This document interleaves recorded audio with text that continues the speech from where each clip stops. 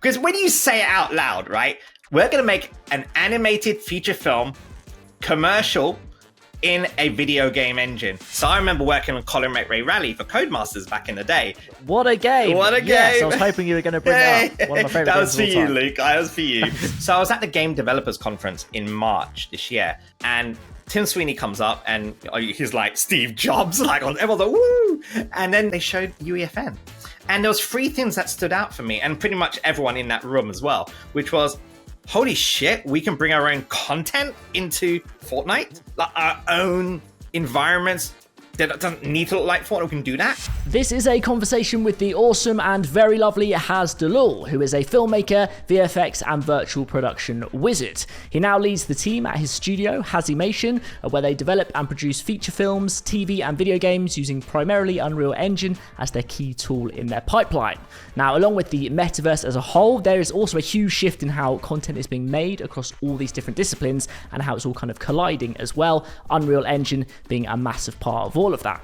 Haz is right at the forefront of it, so is the perfect person to explain the opportunities of the future. Now, we started the conversation mainly with a bit of background in filmmaking, and then the metaverse conversation begins at about 20 minutes in. It was a brilliant chat throughout, so thank you very much to Haz for coming on. All of his links are below, so do give him a follow and enjoy the episode. Firstly, thanks for getting me on the show. Obviously I've been following Supermassive for a while as well, on Twitter and all the cool work that you guys are doing.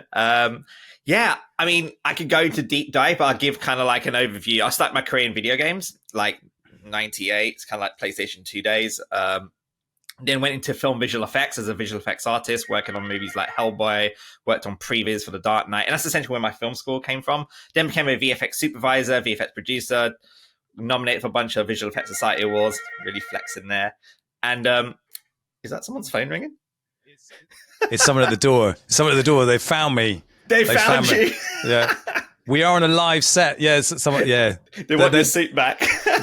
We haven't got a red light above the door, which is kind of how we should be doing this. We're proper red light and bell. Let's go. I love how raw this is. This is brilliant. It's the way. It's the way. I'll turn. Yeah, I think someone's gone now. All good. Yeah, and then from visual effects, I decided to move into filmmaking. But I just made a bunch of short films because, as if working in visual effects wasn't a crazy amount of hours spent in your day, I decided in whatever hours I had left, I'm just gonna go and make some short films. So one of them was the Fubar, which is sort of like an animated 2.5D thing I did in Nuke. It's one of the first things done in Nuke using 2.5D. You're gonna have to explain to people what Nuke is, because I'll be like, what the hell is Nuke? Is that Duke Nukem? Is that a video game? No, it's not a video game. Right? No. Nuke is a compositing software. Back in the day, we used to use things called Combustion and Shake and Flame. These are things basically takes live action CG, put it together to get the final image. So it's composite, like Photoshop for videos. So Nuke was the biggest thing that came out at the time, where you were able to bring a 3D camera in as opposed to just doing 2D. And it's like After Effects and Photoshop put together. I still think we're going to have to reduce and simplify this. So compositing is the act of taking two things that don't belong together and making it look as if they do belong together, which is like when you were saying Photoshop. So like green screen, you take the green out, you put something else behind it. That's compositing.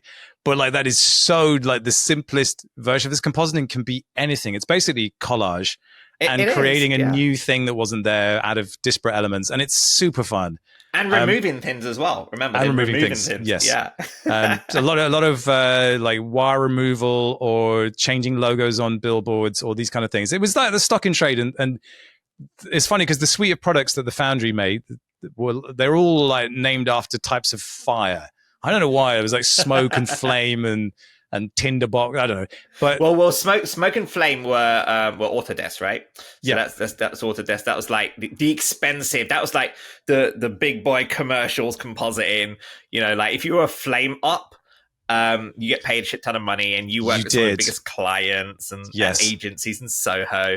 Whereas now, everyone's using Nuke and After Effects to comp film level stuff. And that was the time when DaVinci Resolve was it was a hardware solution that was like £250,000 and you would sit in a suite with your film there going through a machine called a Spirit machine, and it would get fed into the Resolve. Resolve is now free. It's a free piece of software. I know. It's like, what the hell? It's insane. Now, the thing about Nuke that I think probably there's like to try and bring it home. Like After Effects is basically Photoshop. You put layers on top of other layers. Nuke is node based, which means you can make much more complex recipes of things. And node based is quite hard to get your head around, but like Nuke was node based, and therefore it was just this insane tool. Yeah. What year was that? Oh my God, this was like 2009, I think it was, around there. Yeah. I mean, there was like when Nuke came out, there was only a small number of people that were using it, because Nuke was originally something developed by Digital Domain, the big visual effects company that did all those big movies for like Michael Bay and James Cameron and so on. And it was an internal tool, and then that got sold to the Foundry, and then they made it more commercialized. And there was only like a handful of people using it. It was like myself and a bunch of like compositors using it. And that's how we got a lot of like, I was able to go to places like IBC and talk about something. That's why I ended up making my short film as a way to push the 2.5D, which is like pseudo 3D in Nuke. And I kind of like built my composite and VFX supervising career that way. But being a VFX supervisor meant that I had to step away from the studio, like hands-on box, and work mostly on set.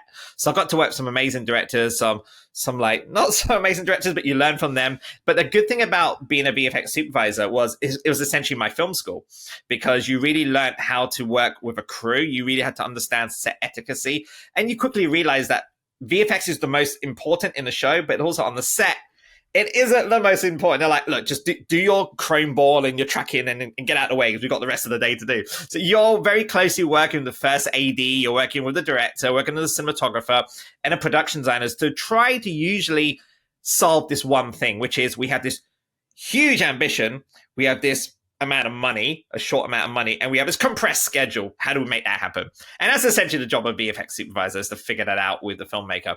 But I got to learn so much about lenses and everything, and just really, I think, kind of made me the filmmaker I am today by being a VFX soup. But yeah, and then going back to like making those short films, I made a bunch of them, and one of them kind of broke out. One of them was called Project Kronos, which was kind of like a fake documentary. And again, I did all on my laptop on my MacBook.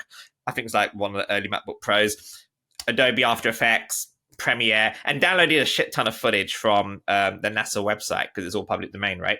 Downloaded all of that, comped it all, edited it together, replaced all the NASA logos with my own logo, comped my own spaceship, and recorded a bunch of like really talented actors who are now like my closest friends to become these scientists. And as we put it out there, it was just something I just wanted to put out there, because at the time I was VFX producing and supervising a show for BBC and Discovery, one called Planet Dinosaurs, another one called Beyond Earth. And I was in documentary mode, but very visual effects heavy ones.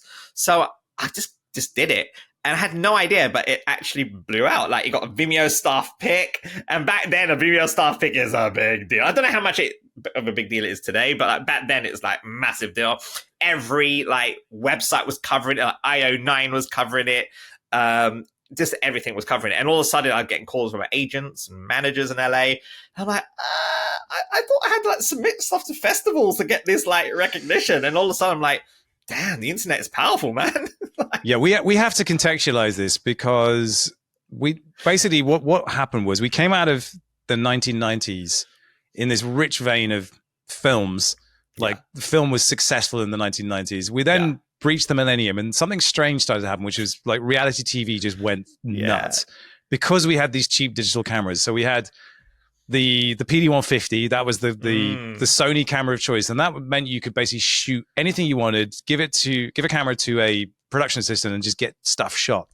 Reality TV blew up, and that put films in a really strange spot, because the kind of mid-level film that might have got made wasn't getting made anymore, and so studios were looking for spectacle, and obviously spectacle costs money.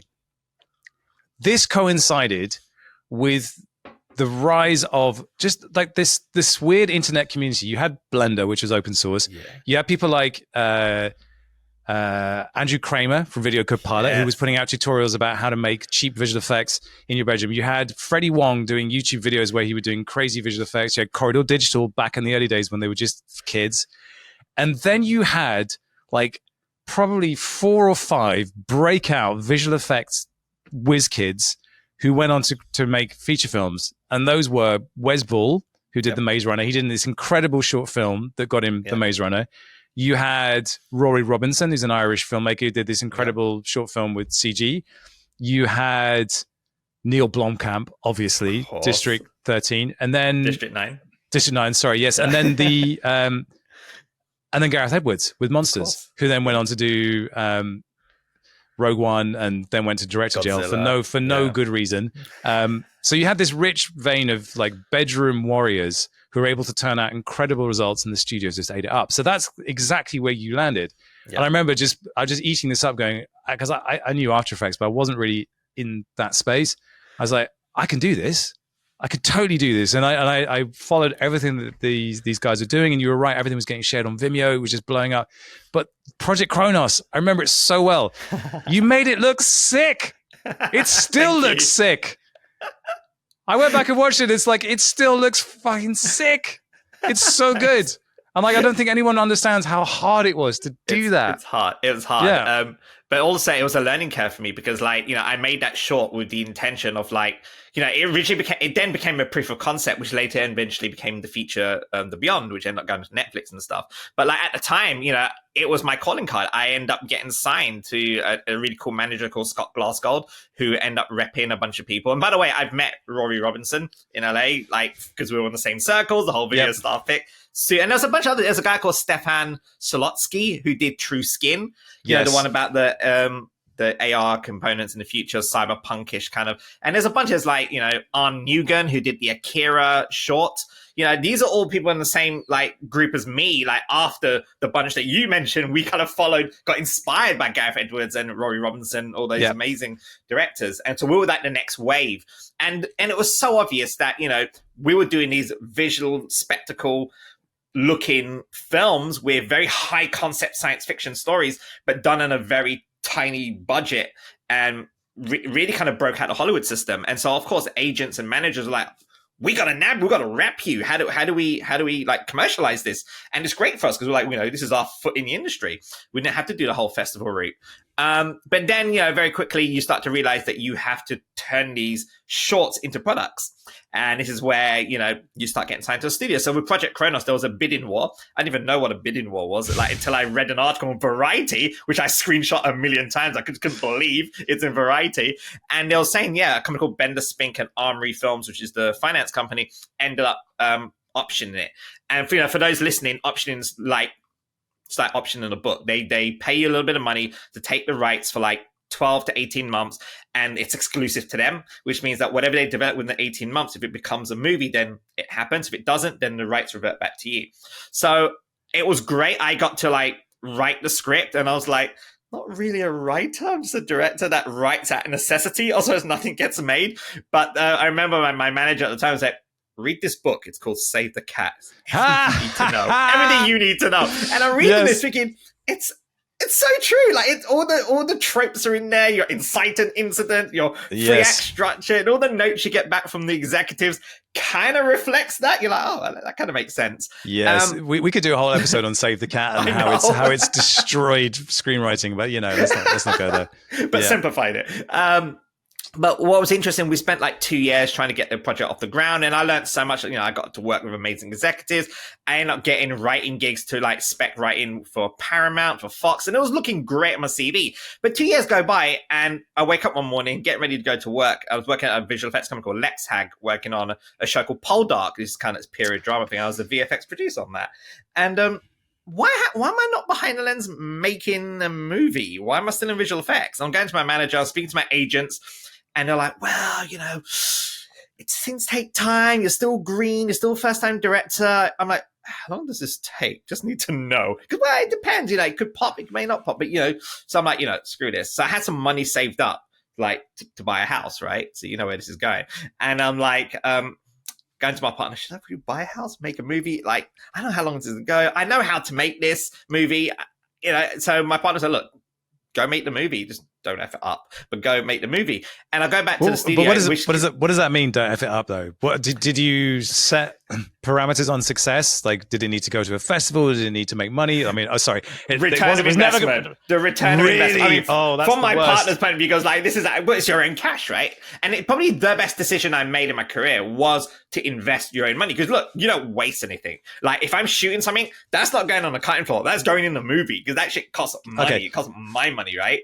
I've I've lost my cluster. Can you tell me how much your budget was, or do you prefer to not say? I can't tell you some. I mean, I can tell you it was around 100K in total to make an entire feature from The Beyond. I can safely say that now because it's been out for like several years. It's fine. But at the time, it was like no one must ever know. Yeah. And just so you give you some context, so like there was a turnaround moment. So turnaround means that when they renew your option.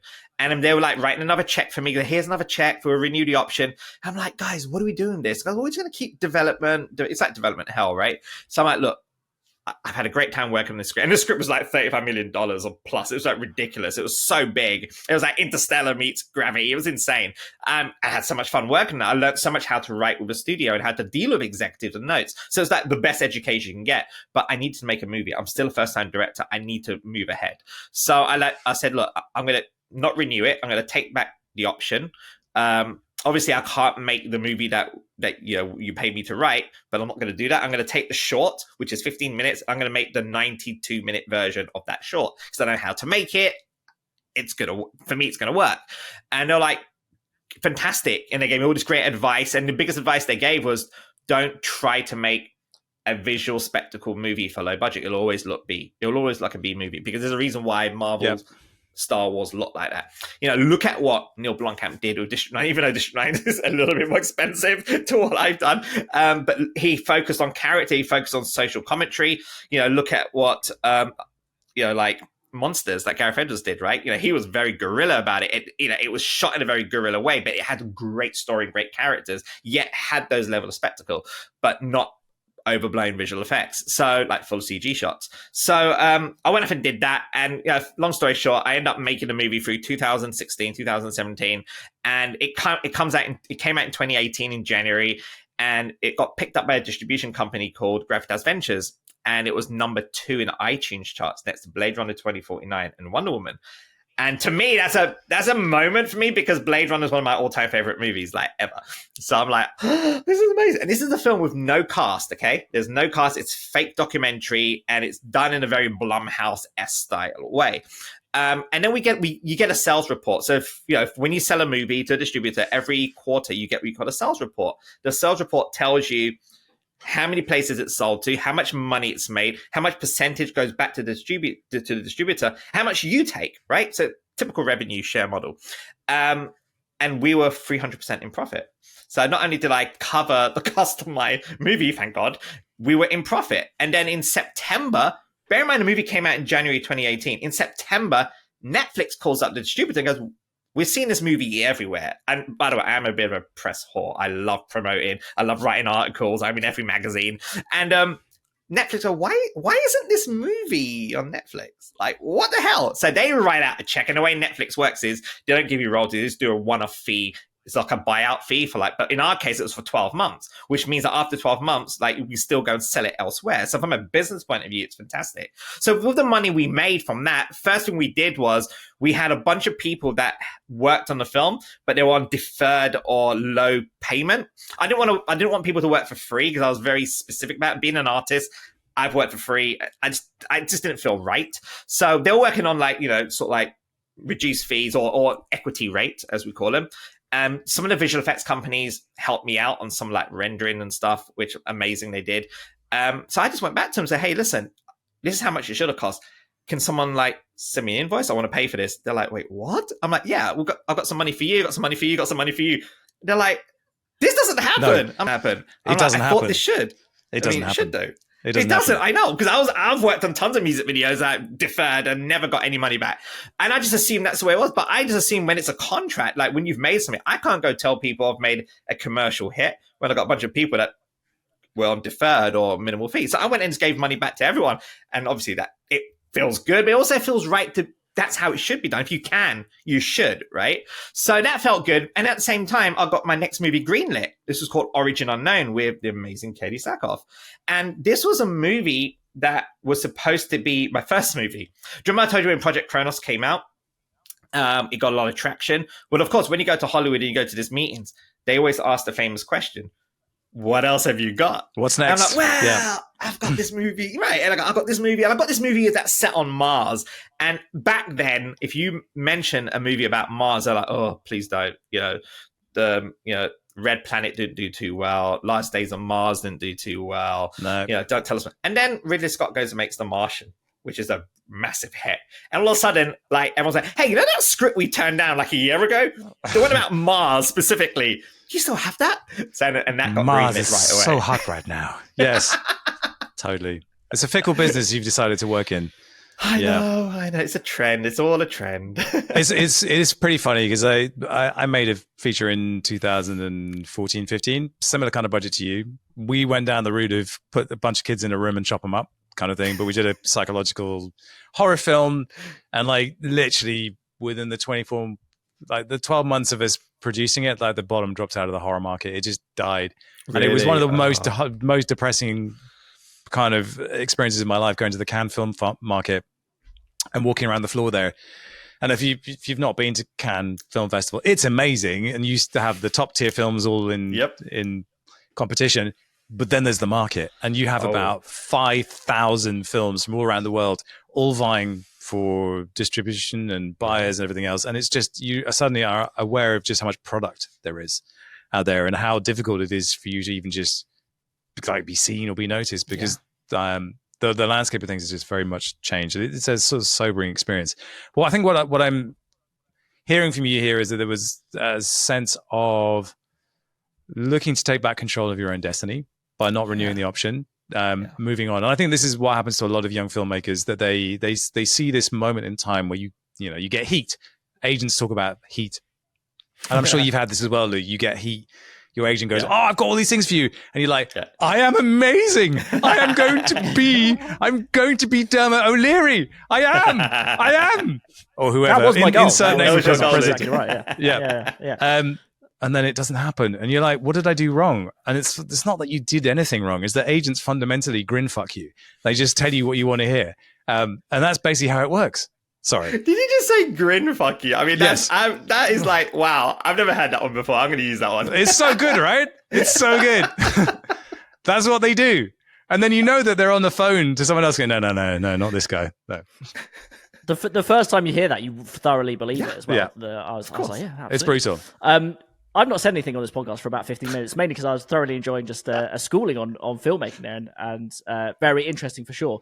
I think my role is going to be to slowly curve to the metaverse. Yes. And at what point in your story did Hazimation come along? I know Rift is a really interesting story because then you got to the Epic grant, and then slowly Unreal Engine started becoming a big part of your journey. So is that what happened next? Are we at that point? I mean, when I was making my second movie, Origin Unknown, with Katie Sackhoff, and it was a proper movie. It wasn't like, The Beyond, which is very scrappy and guerrilla, and, this was like, had a film set and everything, there's all of that stuff. And it was a bigger budget as well. It was like something like 1.2 mil or something.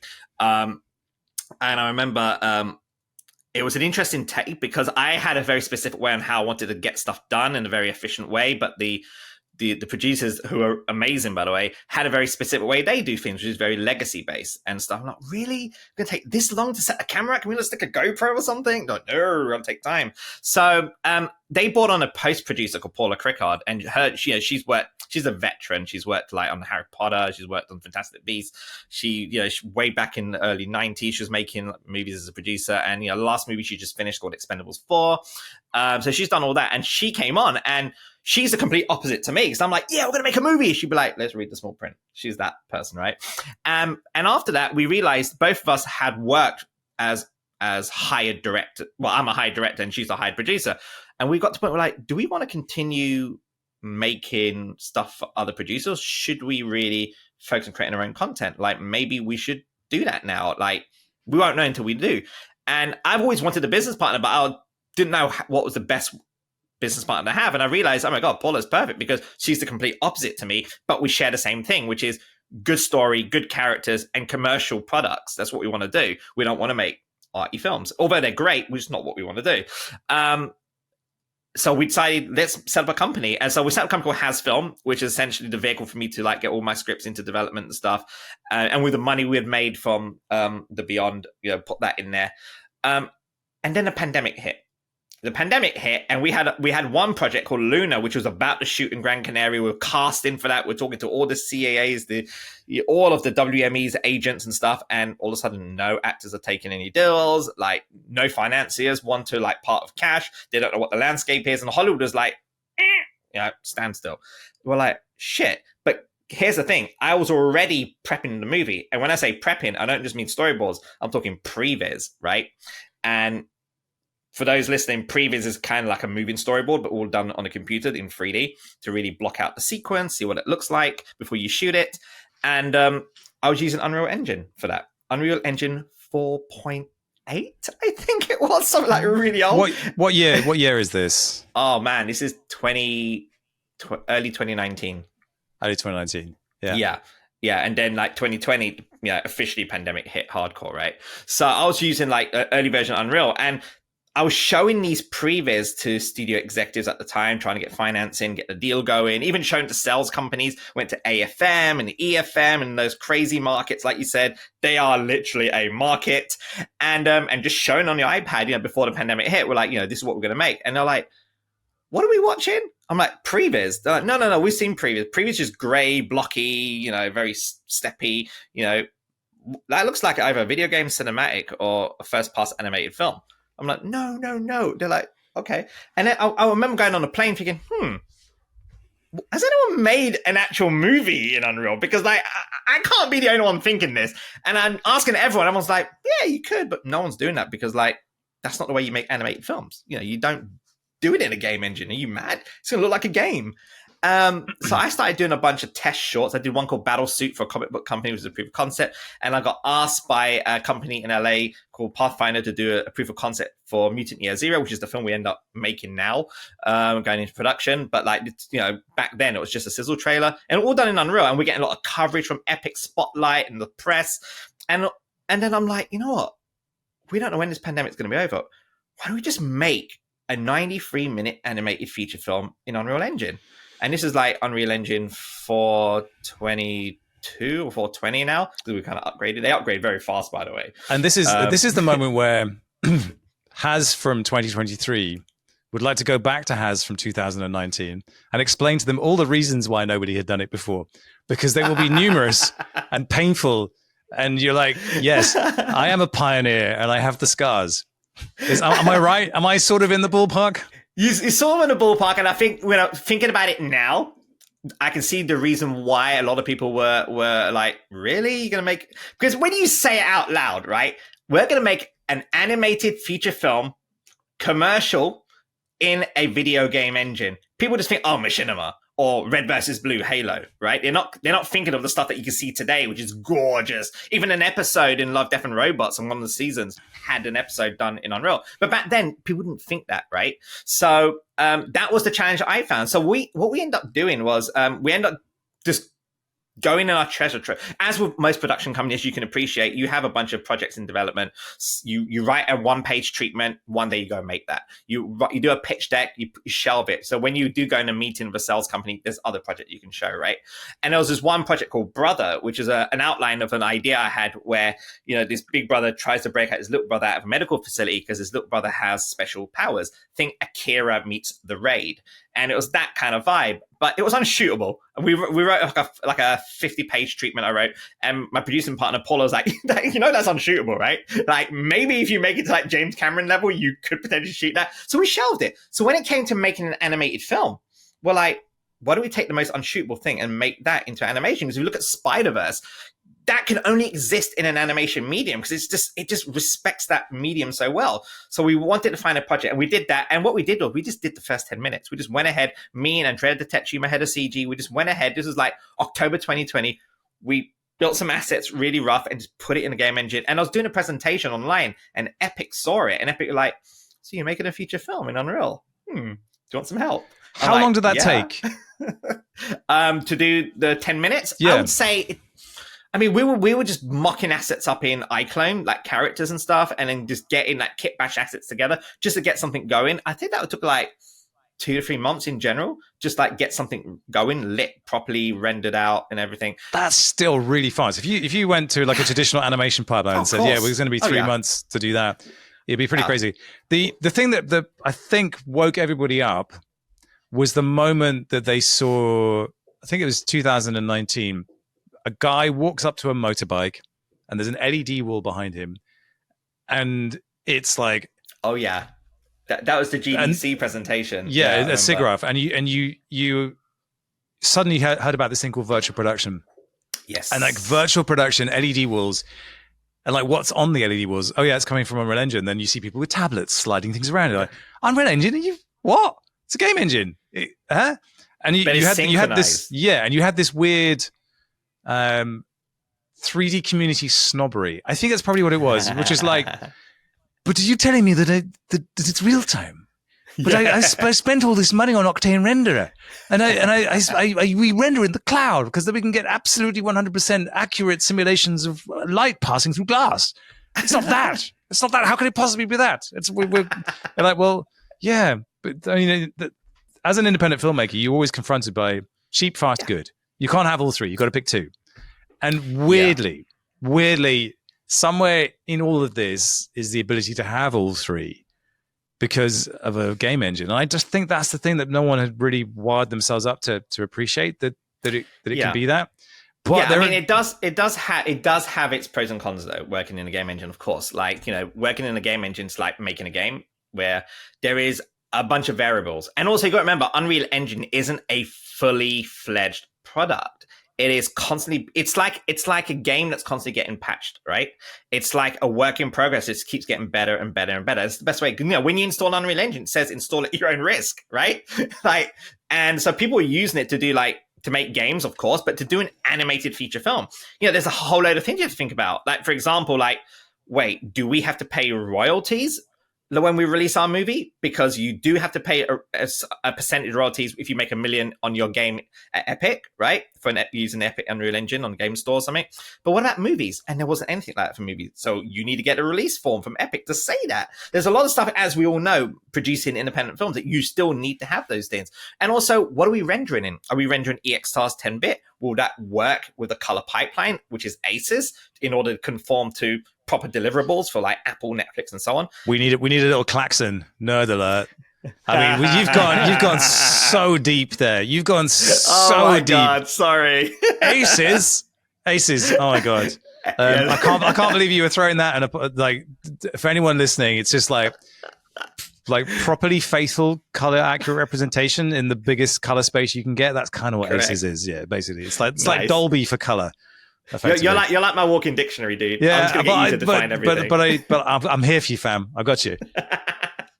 There you go. So there was a lot we learned about that. But while we were making Rift, we got approached by a metaverse company called XManner. Now, XManner had seen a lot of the stuff we were posting. And just going to say, by the way, one of the reasons why I've been getting a lot of traction as a filmmaker, a creator, and now my company, is because we constantly show stuff online. We constantly share stuff. You got to keep sharing stuff because no one's going to find your work and no one's going to discover you if you don't share. Like, I have a lot of amazing filmmaker friends that are like way better at a filmmaker than I could ever be. They're so good, but they don't want to share. They're like, oh, it's not ready. It's not ready. I'm like, put stuff out, put an image out. People need to know you're making stuff. So we were posting a lot of work in progress for Rift, and we were doing a lot of keynotes, showing a lot of behind the scenes, became friends with Matt Workman and Jonathan Wimbush, and we're collaborating, sharing stuff on each other's social channels. And then XManner reached out and listen, we're a Web3 company, we're doing NFTs, we're doing this blockchain project. All of the words that I did not want to hear at the time because I had no understanding. I'm like, oh my God, NFTs. Wait, isn't that crypto thing? No, I don't know, man. I'm a creator. I don't deal with that. And they're like, no. You have to worry about that. We just want you to create a trailer to visualize the future of the metaverse, specifically the XManner metaverse. And we're like, oh, yeah, we can do that. So, but at the same, and they had this amazing pitch that they had created, which was literally Ready Player One. And literally, I mean, dude, the amount of Web3 pitch decks I've seen, which is literally just visualizing what Ready Player One is. I'm like, dude, seriously, it's a movie. We're not right there. We got the foundations, but we're not right there yet. So we end up creating this 2.5-minute sizzle trailer.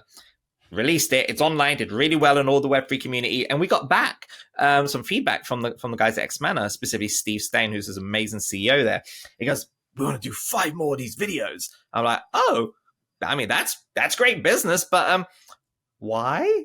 They're like, well, because we want to show gamification for a retailer. We want to show gamification for this and that and all of that stuff. Showing how you can buy outfits and commercialize via tokenism, all of the buzzwords for Web3, right?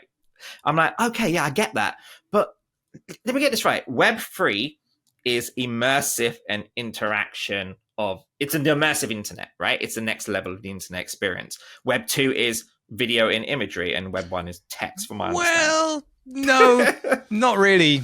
Not really. In a nutshell, Web3 is about ownership. It's about returning ownership to. Sure. So it's a self-sovereign thing. The interactivity, is, yes. all of that stuff, it's an experience level, and that really belongs in the metaverse. Yeah, 100%. And that's what I was referencing, like in terms of the experience that they're trying to show in these videos. They're trying to show what the experience is. And I'm like, to my understanding, the experience is like it's more immersive in Web3 as opposed to Web2. Whereas Web2, you have video and text and imagery.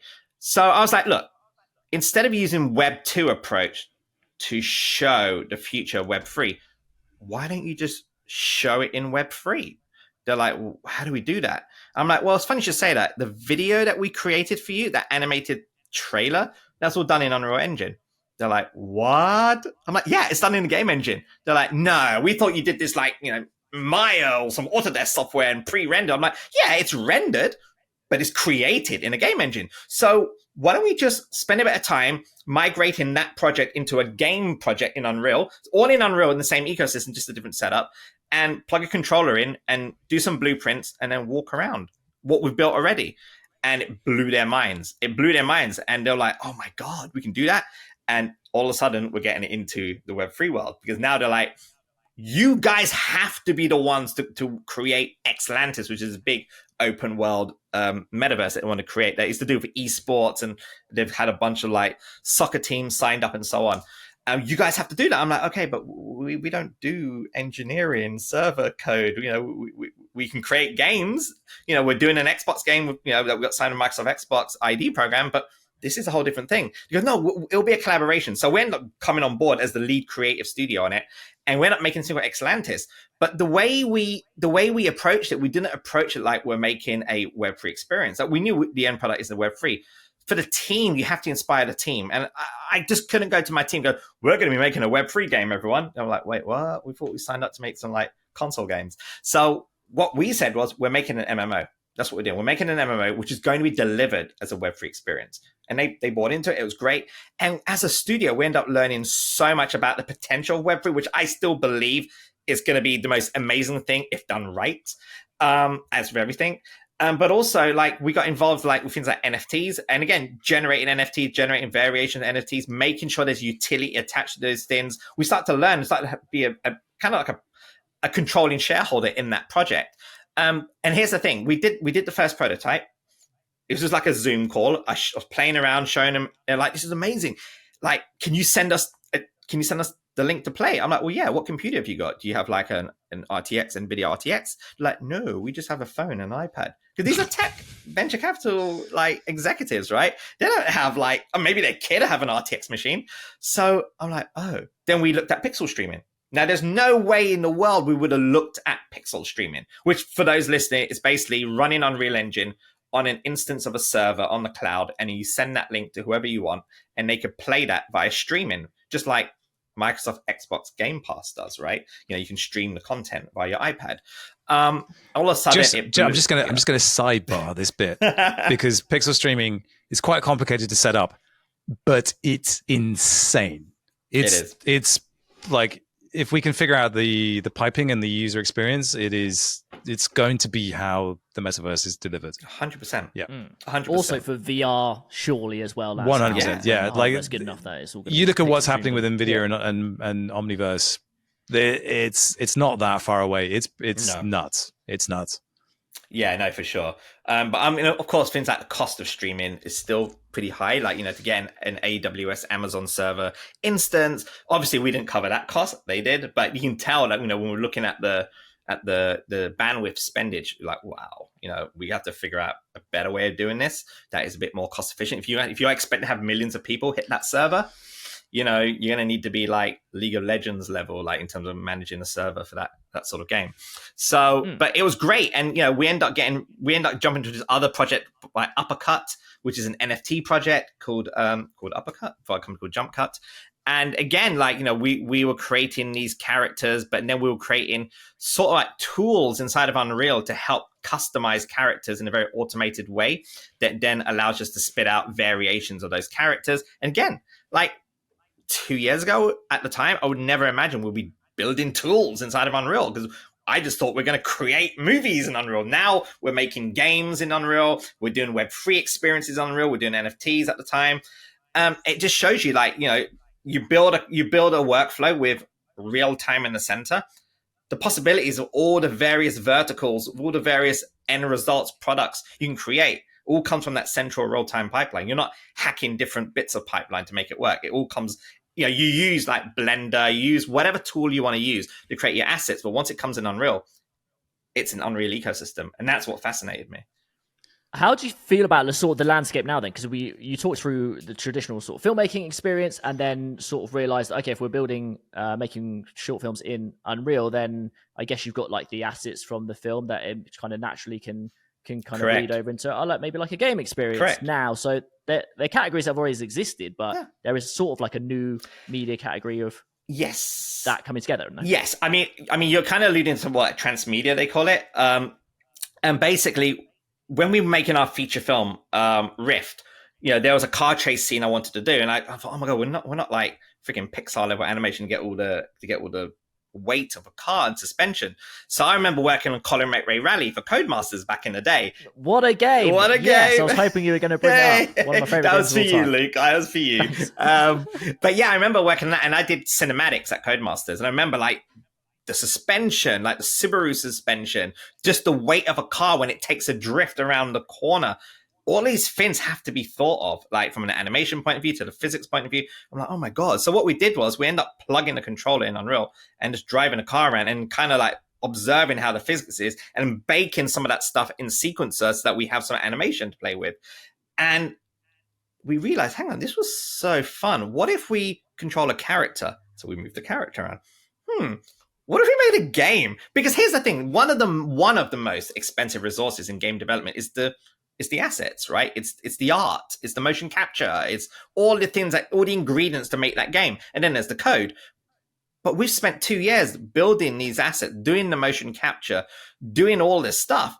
So why don't we spend a bit of time focused on the code and the game design? So we end up doing an offshoot of the game, and that eventually became what we call Max Beyond, which is now going to be at Gamescom in a week's time in Germany, and we're showing that. And Microsoft saw the early Steam demo we released, and they signed us up for the Independent Developers Program. So from there, it just shows you that you could, now it's not new making a movie into a game, of course, but the way we're doing it is we build once and repurpose several times, and I think that's where the smart transmedia use is. Which probably brings us quite nicely onto Fortnite and what they're building out with the creative and Unreal Engine Fortnite editor and stuff. Yeah. So yes, that's the natural thing, because obviously it's all built on Unreal. All the stuff you've talked about makes sense in a Fortnite setting with the massive distribution platform that is Fortnite. We've talked about that a lot on the show, but we'll talk about Moontopia in a second, which is your game that you just released on the platform, which is excellent. By the way, it's very cool. So yeah, how are you thinking about that opportunity? And yeah, maybe you could talk us through Moontopia, because it's a really good demonstration of all those things. Absolutely. Well, I mean, look, you guys know already that I was doing Xlantis, right? And the pain that we had in creating every single component, like we had to create a token system, we had to create ways to get like 20 plus people running in there. We had to, it was like everything you thought of, you had to build it, right?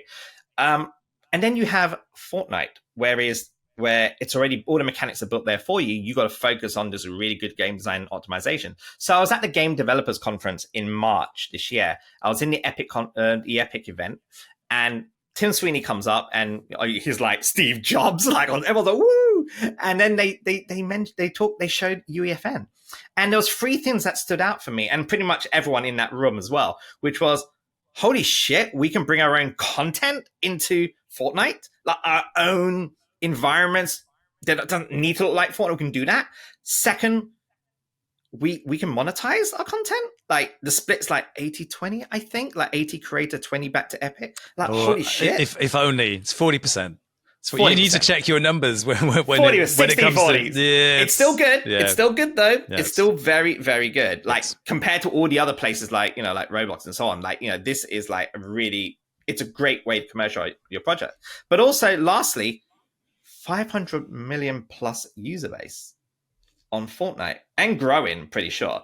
So from an independent creator point of view, where our sole existence in the company is creating original IP, isn't this a great way to test your IP, to get eyeballs on your IP? So I'm like, we've got to do something. So I came back to London. I told the team, like, you guys seen UEFN? They're like, yeah, it's Fortnite, dude. I'm like, yeah, but there's something about it. So we realized, look, if we're going to do something in Fortnite, it's got to be original IP. We cannot just make a mock-up level or a mock-up demo, because that just becomes like all the other really cool islands out there. And you got to remember, you know, to making UGC content in Fortnite isn't new. It's been happening for years, you know, using creator mode. The only difference is all the islands look the same because you have to use the Fortnite creator mode, which is their own assets and everything, right? So that's why it all looks the same. But with this, you get to create your own world. Now, of course, there are restrictions in Fortnite. You can't change the player character because obvious reasons, because, you know, Fortnite makes money on the skins and so on.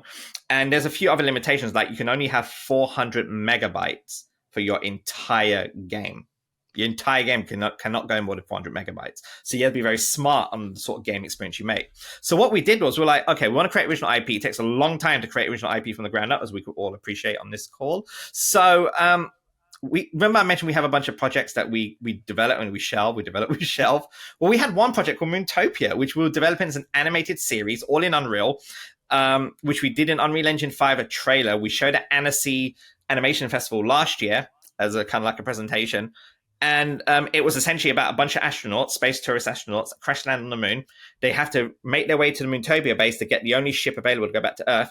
In between that, there are monsters on the moon. So it's Gravity meets A Quiet Place set on the moon. That was essentially the show premise. We're like, that actually makes it a really cool Fortnite game, because with Fortnite game, you can play solo, but also you can play with a group of people, competitive and team, all doing the same thing, trying to get to the end point, right?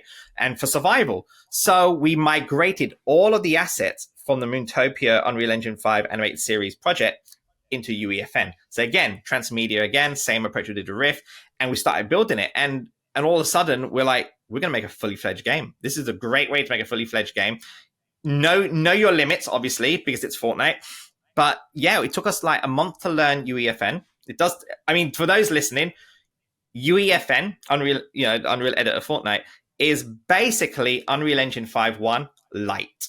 Okay, so it's still Unreal Engine, but lots of stuff being stripped out. So when we migrated some of our Niagara is the big particle, fire, smoke effects. When we moved that into UEFN, it all broke because obviously it's not complete Niagara, but it does have all the bells and whistles of Unreal Engine 5, like lumen lighting, which is the gorgeous photorealistic global illumination lighting.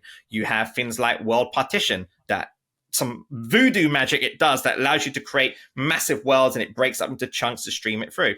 And I mean, and then you have Nanite, which is like, it deals with hundreds of thousands of polygons in a smart way. So you have that, but you still have to optimize. You didn't say the best bit. You did say the best bit. That? It's free. It's free. Of course, and it's free. So there's literally no reason. Yeah, think about how much you're spending on an Adobe subscription every month. Unreal Engine Unreal Engine is free. I know. It blows my mind. It keeps getting better. Yeah, and it keeps getting better as well. Like, I mean, we're on like 5.3 or 5.4 now. Like, it's ridiculous. Like, well, I think what's good about it, because it is free, it's like Blender. Yeah. There's like a heap of tutorials from people who are also experimenting and building. You mentioned Jonathan Winbush, Matt Werman, also people that I looked up to, Matt Werman in particular. But like, there are people out there who are sharing what they're learning because it's free. It's an Epic. They're not perfect, but they do a lot of things really well that make it possible for younger and younger people to dip a toe and start experimenting and making games and then building a community around that. I think that's really, really positive. I think so. And I think for me, one of the best things about Fortnite is I don't need to explain to anybody how to play it. I don't need to write a bunch of instructions. It's just like, oh, it's in Fortnite. What's the code? Go. Exactly. Go. That's it. And that is like, I don't know. working in Web3, working in crypto, working in NFTs, working in the metaverse, there's always this look on people's faces like, and then it's like a half-hour conversation to explain why you're not a scam. And then you're like, but you, and God, Fortnite, there's none of that. There's none of that. So you can just kind of get to work in a sensible way. And like you said, 70 million monthly active users and growing rapidly. You think about, they just come for the battle royale, but now they're coming for your game. They're coming for a Ralph Lauren experience. They might be going there for, a Travis Scott concert or a Kid Laroi concert, all this stuff. Like, we really are witnessing the birth of what will be the next Facebook. But I think the thing that you there's so many things to pick up on to kind of just at least give people some actionable things from this. But it's the build once, use everywhere. And what you've been talking about is build once, but use everywhere, kind of across Unreal Engine stuff. But like, it's not going to be like that for long. This kind of myth of interoperability, the OpenUSD standards, the Alliance for OpenUSD, which will allow like universal scene description, which is the Pixar format that allows complex 3D scenes to be read by all sorts of different types of software. It's going to be basically the JavaScript or the HTML for the metaverse. And it's happening right now because the companies that are active in the metaverse, even though they're in competition with each other, recognize the need for everything to flow through the same channels. Correct. Which means that your assets that you build that are usable in Fortnite and Unreal Engine will be usable on the Apple Vision Pro, in Roblox, in VR, in AR, everywhere. Everywhere. Welcome to the future. That is an important point. I have a question. We'll leave the Mootopia island code obviously in the description as well. Would encourage people to go and check it out. Yes, please do. It's awesome. Yeah, for sure. I was going to ask, from obviously there's the, you're trained for years and years, both of you in filmmaking, and there's that kind of high end side of stuff. It's interesting having seen like Only Up, like viral games that are quite simple. And for someone like me who doesn't, I try and learn Unreal Engine to the best of my ability, but it is obviously hard and it takes time. But I know there's a whole wave of like new creators coming up who want to learn how to do stuff simply. What would be your kind of best advice to someone who's obviously made games? And also, I don't know if you can shed any light on, if you're happy to, like how you make money. I know there's this 40% split from Epic, but is that on engagement time, do you know? Or is it's based on player retention. I mean, I'll definitely let you guys know in about just over a month's time when we get our metric report back. But what's really cool is, when you create an account to become what you call a Fortnite creator, you submit your tax information to Epic. They have to validate you, especially if you're a company. They have to validate you, make sure you're not a scammer and that kind of thing, which is good, right? So they should check. Once you do that, and then when you publish your game on the official publish server, they do more validation checks to make sure there's no logos in there, music that's not supposed to be in there. And once that's there, then you get a report website that comes up with all the traction. It tells you that how much metrics, how many people, and it's all player retention. So the longer people stay in your map, the better. But also the more players, more unique players come in, the better. Also, if someone's buying a Fortnite skin because they're playing your game, that counts as part of your monetization. But we don't know. In fact, like I had a conversation with the guys at Epic the other day, and they're like, let us know like what your metrics are, because like we are one of the first. I think there's another company called Bronze Studios that released an experience in UEFN, but I don't know if it was monetized. But and there are a bunch of other people doing smaller stuff, but I think we're one of the first that have created like a beginning, middle, end, a full on game where you start, there's a story, you release, you go out in the end, and voila, done. It's not like a gimmicky map or anything like that. But also we built it in a way that you can expand as well, so that we can have, we can expand it like a game. Like, instead of going across the lunar surface, we can go underneath the lunar surface. There's the whole alien cave and there's a space elevator. But all of that is dependent on how the metrics look. So so I'll definitely let you guys know how it does. For sure. Interesting, yeah. No, that's good to know. And you said there as well, like your game. I know we're short on time, but there is like a linear storyline, right? Because you've built a whole fully 3D explorable world. Yeah. But I imagine it's smart to have some sort of progression through it so people play through and they stay for longer and sort of complete something. Yes, we've put a lot of Easter eggs in, of course. I mean, Sam Rebello, who's our level. So what happened was I mocked up the original version of the game myself, just mocked it up just so I can pitch it to the team. Say, hey, do you guys want to play? Be in this world. And then Sam came in and he kind of really did a really smart level design based on what I wanted. And when I say what I want, I basically mocked up a version and he made it better, which was amazing. But one thing we wanted to do was we didn't want to have text saying go left, go right, or this is where you should go. We also didn't want people to rely on the waypoint system so much. So we designed the level in a way that it kind of felt you had the feeling to turn that way. You had the feeling to go this way. And that is just level design 101, I guess, right? So using visual iconic moments, like there's a big monster in front of you, you're not going to go there, you're going to go that way, or you're going to destroy it and then go for it to go that way. So we've done it in that way. But if you're playing solo play, then of course you want to follow the narrative straight through. But if you're playing multiplayer, you still want to get to the end, but it's really who gets the most keys, who gets to the moon base first. And there's still a story. And we did a full 2-minute cinematic, by the way. Like myself and Mark Cheng, who's this amazing creator I work with, we did a full cinematic and we realized no one in Fortnite's going to watch a 2-minute cinematic. They're going to press X. So we did a compressed version, which ended up being way better. But here's the thing, guys. When you make cinematics in Fortnite, you have to be very aware that when we make cinematics pre-rendered, you have a lot of control, right? In Unreal, because you say when certain things go and you render it to frame. In a game, it's very different. So when you play the game, when you get to the end, you go into the spaceship takes off, and you go towards Earth. We were playing multiplayer, and two of my colleagues were still shooting at me while my character's in the ship, and I got killed. I got eliminated while in the ship. In the cinematic, that says congratulations. It's funny. It's a bug, but we're like, you know what? It's cool. It's the charm of Fortnite. You can do that. So yeah. That's so funny. That's cool. Yeah, nice. I feel like we could talk for hours more. I'm conscious of time because we only have booked an hour with you, but that's okay.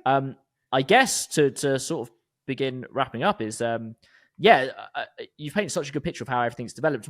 What are you mainly focused on now? You're still across all of these media categories. Fortnite is obviously a big opportunity. Yeah. Feels like a pretty amazing time for it all. So what would you like to tell people about? What's getting you really excited? Well, I mean, I'm currently the cinematics director on this game called Dune for Funcom, based on the big movie. And that's all I can say because my NDA is like ridiculous. But I think they released an early trailer like at the Games Award in January this year. So you can just type in Dune Awakening, you'll see. And I'm the cinematics director on that. And my production company, Hasmation, is doing all the cinematics for that. And we start pre-production on our next animated movie called Mutant Year Zero, which is also based on the video game IP. So we're in full mode on that. We're set up a studio in Ireland for that, so we can tap into the Irish teams and the tax incentives, all of that beautiful stuff. We obviously are expanding Moonopia. We are in the middle of distribution for Rift. So hopefully Rift comes out early next year, depending on distribution deal we come up with. And we've got 2 games that we're taking to Gamescom. One of them is Max Beyond, which is the spin-off, which is part of the Idea Xbox program. So we have dev kits from Microsoft, which is bizarre. We actually have Xbox dev kits. And we've got another game called Synchromania, which is also a spin-off from Rift, which is the bad... When you watch the movie, you'll see there's a bad robot in there. We thought we'd give it its own game. And we're doing a bunch of other tests. Like, as a company, we have our sole purpose, which is making original content in film, television, video games.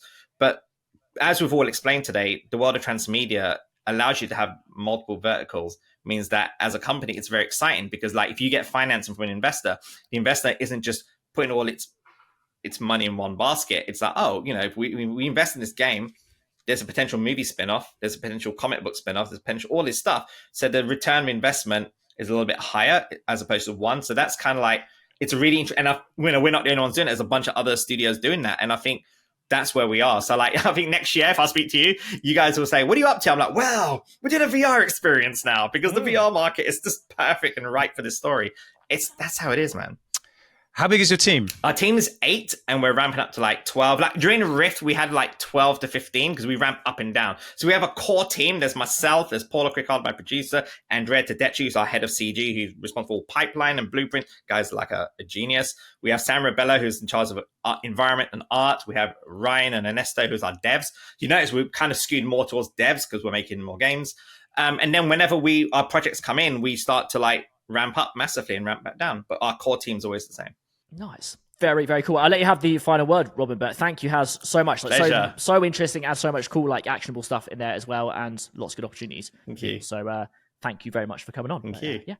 Yes, I guess I recognize in what you've been doing something that I recognize in myself, which is I sort of cast myself as a filmmaker, and I did that for a long time and shot commercials and all these kind of things where you're around film making, and the kind of pageantry of filmmaking is really fun. Like production is really fun. If you're that kind of person, it's really good. But what I realized was that really I'm a storyteller, and story can be all sorts of different things and in all sorts of different mediums. And actually, as long as you're enjoying that, it can be a video game, it can be a piece of animation, it can be anything. And that's the constant that runs through all of this. I really appreciate the fact that you took back control of your own destiny here, and you followed something that really wasn't obvious 4 years ago. It started to become more obvious and more people took it on. But I think anyone who picked up Unreal Engine expecting it to be the next evolution of what DSLRs were back in 2011, 12, where suddenly democratization of film tools was with everyone. Unreal Engine is not that. It's very, very hard. It takes time. It's not just pick up and shoot. But you did it anyway. So that taking back control of your own destiny and following where things were interesting and hot rather than what Hollywood was telling you to do, I really appreciate that. You've talked about the challenge of IP. Standing up your own IP is very, very difficult, but it is the most valuable thing that you can own 100%. And have. So if you can make it stick, particularly now we have a platform like Fortnite where you can deliver your own IP and deliver it using mechanics that you don't have to build yourself. That's sick. I look at the games that are going hot right now. They're all built with like off-the-shelf library assets from Fortnite, which is fine. But the real game, the thing that you can then continue to build on, game after game, it's going to be your own IP. So that, absolutely, if you can do that early and bed it into people's kind of habits on Fortnite, particularly, it will be a big deal. We've also talked about discovery here. So you've mentioned it in passing that you are a publicity whore, but there's nothing wrong with that. Like the people who are on TikTok, who are on Instagram are publicity whores. They go out and promote their stuff, and it's actually the thing that you mentioned that really resonated is that there's this idea of a tortured artist that sits in a loft and turns out one page every 6 months and it's perfection, and that just doesn't work. There's a need for feedback loops in the work that we do, particularly in creative, and you've got to be open to that. You've got to kind of park your ego at the door. And I love the fact that you're so very open about that, because it's going to make your feedback cycles much faster and learn and iterate much faster. And anyone that's kind of looking to do like one short film every 2 years, you're just not going to learn very much. You got to kind of get your foot in the door. And like what we've learned from putting our own virtual production studio together is like, I can go anywhere in the world. I can be anywhere and I can experiment. Yeah. And yes, it's hard, but mastering that and then getting to a point where we can use it whenever we want saves us so much money and gives us an opportunity to really put stuff out there. So discovery, I think that's the main thing here. Discovery. Make yourself discoverable, because 100%. If you put things out into the universe, stuff comes back. And I think that's the biggest lesson that any creative can learn. So don't be shy to put stuff out there. Yeah. And then there's this other idea that you're creating stories you can play. Yes. I love that. I love that. It's so very reflective of the way audiences are now. They engage with things in a completely different way. And I think in your Venture Beat piece, you specifically mentioned that and called it out. Absolutely, 100%. And then I just think there's so many different ways to skin a cat and different ways to tell a story. But where so much of like the film industry is starting to eat itself because of AI, what you're doing we haven't even spoken about AI. Oh my God. It's supercharged by AI. You're in like a perfect position to like be even leaner, even faster, because you've seen that opportunity. So I think so many things for anyone to take from where you've come from and where you are now. Thanks, man. So I hope this is a genuinely useful conversation for anyone who's kind of looking to be inspired, because you've been at this for quite a long time, and it's just always been like the true through line through all of it. And it's hard. It is hard. It isn't like you said, you don't just pick up Unreal and go, hey, I'm going to make a hit and that's it. It's like any piece of art you do, whether it's music or writing a book, it's very iterative. You got to have a very agile workflow. If we made Rift in a very traditional way, like, get a sign off on animatics and then move on to lighting. And we wouldn't have be able to make for that money. But also, as an artist, I'm constantly discovering myself. Like I didn't realize that I had the storytelling chops to do a full-on action movie like Rift, because my last 2 films were very cerebral sci-fi, right? And through iteration and being bold and trying new things out, learning new technology. And that's the thing I remind people is that I got to the point in my career, having directed a full TV show on Disney Plus called Fast Lane and EP'd on it as well. I was to the point where I could have been like other directors at that level by saying, yeah, I'll just get the VFX team looking at it. I don't need to look at that. Whereas I just love learning new tools. I just love finding new things. It excites when Midjourney came out. I'm like, what is this thing? This is cool. And that's the thing with Unreal, that I decided to learn Unreal is probably the best decision I made in my career, because in pandemic, I could have just sat there waiting for my agent to call me and say, oh, it's okay now, the TV show is getting greenlit. No, I thought, fuck this. I'm just going to find ways to keep making content, because that's the thing that makes me happy, is making content, Oh, we really do. We really do. Because that's also what makes us happy. It's a battle. And I think there's it's a steep learning curve. But there is this thing. I don't know what it is. I spend a lot of time in a mocap suit. And there's this moment where you look at it, you just go, this is new. And because we don't know what it's going to be, there's a lot of freedom in that, just to go, but no one's going to tell me that it has to be this. I say what it's going to be, and that's my decision. So yeah, and I love that. It's just sort of fresh and new, and I'm sure it'll stop being that in a few years, but at the moment it really is. And that's ride it while we can. Exactly. Luke, you wanted to say something. I feel bad. Luke's trying to say something. No, I've been very much listening and thoroughly enjoying the episode for most of it, but no, I agree with all of that. That is absolutely true. The only thing I was going to finish on was go and play Moontopia and Colin McRae Rally. If you haven't played it, I'm going to dig out a PlayStation 1 and play it, because it's excellent. That's much my final thought. Less hard hitting, but still. Absolutely. Well, Haz, it's been an absolute pleasure having you on. It's been a 10-year mission of mine to get you into a conversation, but I feel like our paths have finally converged at the right moment in our lives. And I hope this is not the end of the dialogue 100%. Anyway. Definitely. Thank you so much for making this happen, guys. Let's keep collaborating, let's keep supporting each other, and let's just keep discovering, like you said. Absolutely. Absolutely. Luke, is that the pod? Boom. That's the pod. The pod. Yes, that was excellent. Poof. Thoroughly enjoyed that. Peace.